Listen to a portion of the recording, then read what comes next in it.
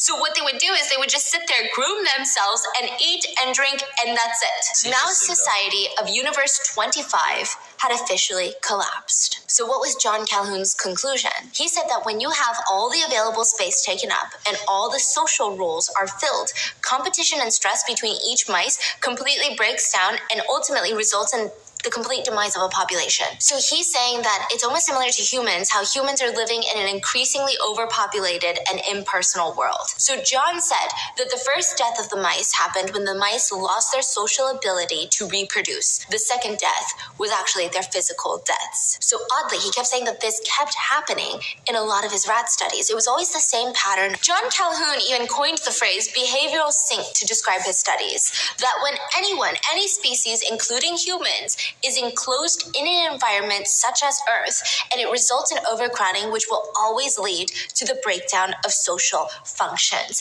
When people or animals stop giving positive input into the society, that leads to the collapse of the population. The only problem that people have with John Calhoun's studies is that he constantly connects hypersexuality and even homosexuality.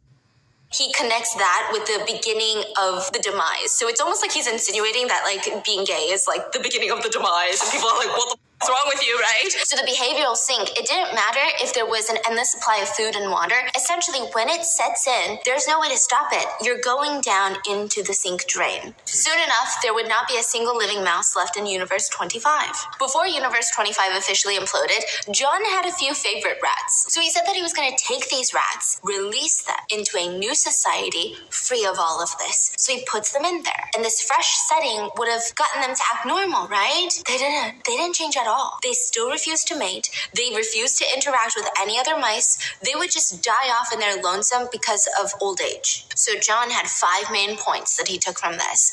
Number 1, the mouse is a simple creature, but it has to develop skills of, mating, childbearing, and territory defense. And it must have a filling personal role. If they fail to develop what humans might see as basic skills, they just won't reproduce. He also said that the number of qualified individuals exceeds the number of openings in society. Chaos will be an inevitable outcome. So individuals with no purpose in society are going to lack any relation to society in the real world. And lastly, just like mice, he said that human and rats thrive on complex behaviors. So a concern for others is a really important part of all civilizations, and without it, a civilization could collapse. There are many controversies surrounding this experiment, though, such as, can you really compare humans to rats? And on top of that, he kept saying things like STDs and anything that wasn't heterosexual was considered a tipping point to their demise. So then a lot of humans were arguing, well, it's probably because the rats were so bored. Imagine you were in this 5-foot tunnel.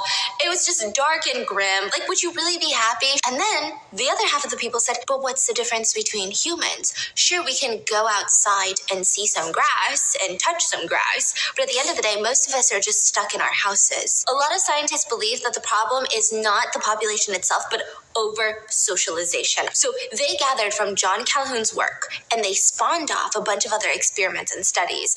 They took some in prison. They were just trying to study the impact of over socialization, which is essentially, now you know how everybody has different varying levels of socialization that they like. We've got introverts, we've got extroverts, we have people who never want to see another face in their day. But over socialization is the inability to have any privacy. So even if you are being socialized 90% of your day, as long as you know you can go home and cut it off, then you're typically mentally a lot better. If you don't have the